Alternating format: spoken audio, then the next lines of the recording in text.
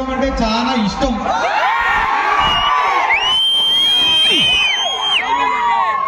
మేము ఈ ఎర్రగొండపాలెం నియోజకవర్గాన్ని రెండో పులివెందుల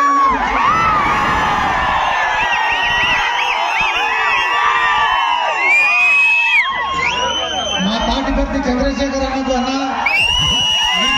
నియోజకవర్గం దొరకడం మీ అదృష్టం అన్న.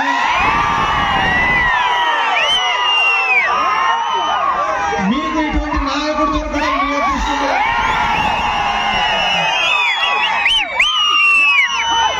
నన్ను సంక్రాంతి కింద ప్రేమగా మీ ఎర్రగొండపాలెంకి ఆహ్వానించినారు.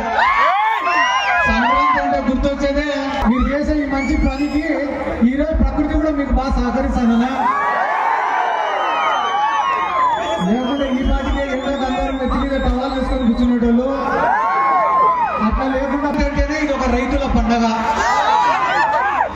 మా నాయకుడు జగన్మోహన్ రెడ్డి గారు అధికారంలో ఉన్నప్పుడు, అంతకుముందు వైఎస్ రాజశేఖర రెడ్డి గారు ముఖ్యమంత్రిగా ఉన్నప్పుడు రైతు అనేవాడు ఎప్పుడు కూడా రాజే. వ్యవసాయానికి ఉచిత విద్యుత్ ఇచ్చినాడు, పంట పెట్టుబడికి సాయం చేసినాడు, క్రాప్ ఇన్సూరెన్స్ ఇచ్చినాడు. అంటే పేదాడ ఈ రోజు కాకుంటే రేపు మంచి ముక్కలు పడతాయి. కానీ రైతుకు మాత్రం ప్రతి సంవత్సరము నష్టమే. కానీ ఏం చేస్తాడు రైతు? నష్టం వచ్చినా కూడా వ్యవసాయం చేయాల్సిందే. ఎందుకంటే వ్యవసాయమే ఆయన జీవనం, వ్యవసాయమే ఆయన వ్యాపారం, వ్యవసాయమే ఆయన యొక్క ఉద్యోగం. ఒకవేళ నా వ్యవసాయం చేయాలనుకో ఏం చేయాలి? రైతు భూవలేదు. అందరికీ చంద్రబాబు నాయుడు అడిగినారు, ఎట సార్ మాకు భూవ లేకుంటే అంటే మంచి క్వార్టర్ ఏంటంట. అర్థం ఏంటంటే అంటే పవన్ కళ్యాణ్ వచ్చి చంద్రబాబు నాయుడు మించిన మొగోళ్ళు 2 రోజులు చూస్తారు. చంద్రబాబు నాయుడు వచ్చి పవన్ కళ్యాణ్ మించిన 10 మందినే లేడని చెప్పి 2 రోజులు చూస్తారు. వాళ్ళిద్దరికి ఊరుకునేది బీజేపీ వాడు వచ్చి చూస్తాడు. అంతే తప్ప ఈ 18 నెలల్లో వాళ్ళు చేసింది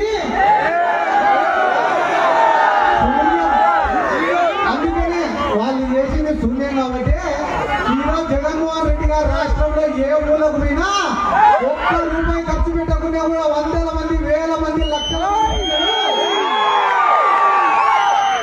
ఆయన ఉండవుతున్నారు. మనం ఇంతమంది కొన్ని వందల మంది జనాలు ఉన్నారు ఇక్కడ. మనం ఏమన్నా రూలింగ్ పార్టీలో ఉన్నామా? మనం ఉండేది ప్రతిపక్షంలో. అయినా కూడా ఎక్కడికి పోయినా జనాలు వస్తున్నారంటే దానికి కారణం ఈ కూటమి ప్రభుత్వం వాళ్ళు చేస్తున్నటువంటి అరాచకాలు. ఈయన కూడా ఇప్పుడు మామూలుగా సంక్రాంతి సంబరాలను పోతే ఎవరికి రాజకీయాలు మాట్లాడు. కానీ ఇక్కడ పవన్ కళ్యాణ్ అడిగిపోయాడన్నా, నాకు రాజకీయాలు అంటే పెద్దగా ఇంట్రెస్ట్ లేదు.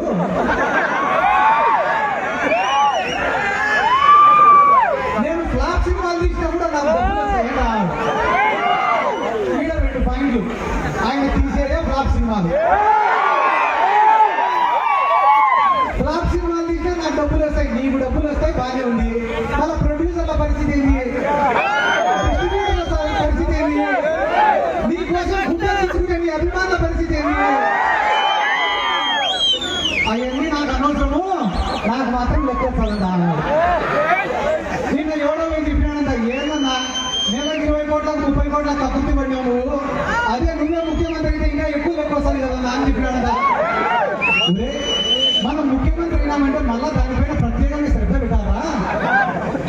మనకు మెంటల్గా ఫిజికల్గా స్ట్రెస్.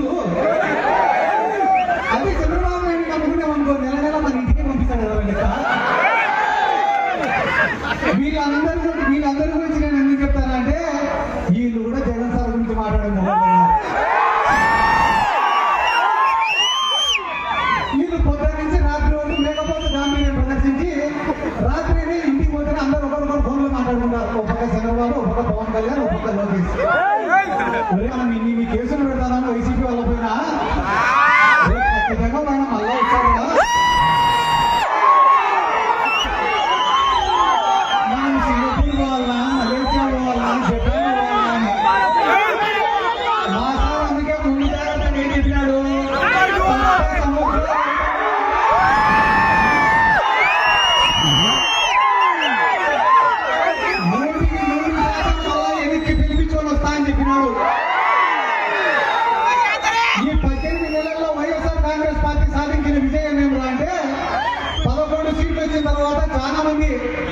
ఒరే మనకు అవసరం ఈ రాజకీయాలు, ఎట్లా జగన్మోహన్ రెడ్డి ఎక్కడ తిరిగితే కేసులు పడతాయేమో అని చెప్పి చాలా మంది భయపడ్డారు.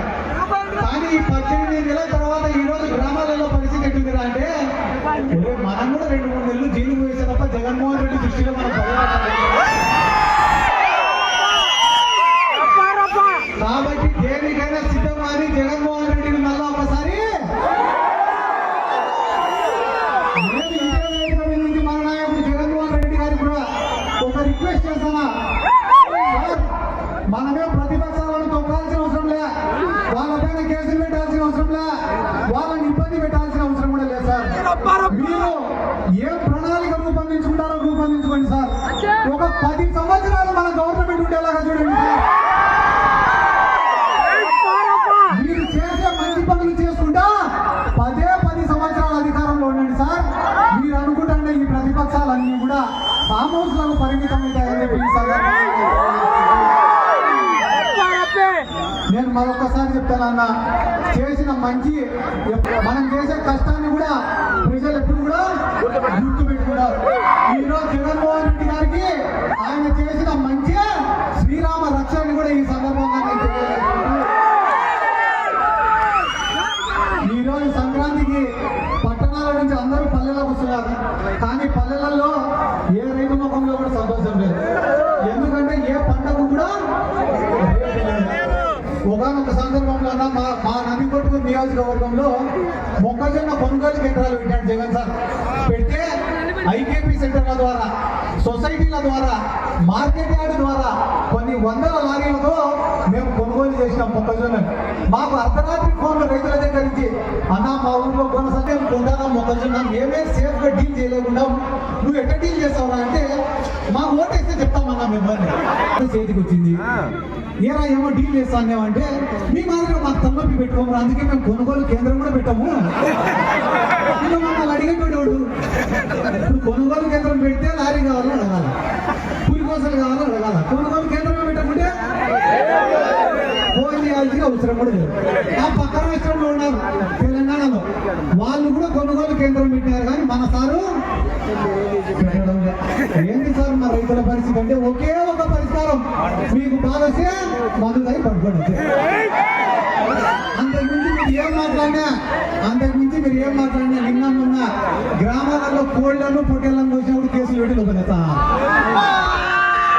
హింసను ఒప్పుకోండి చంద్రబాబు నాయుడు. ఆయన మాత్రం పుష్కరాలకు 30 మందిని చంపొచ్చు. ఇదే గుంటూరు జిల్లాలో, ప్రకాశం జిల్లాలో బహిరంగ సభలు పెట్టి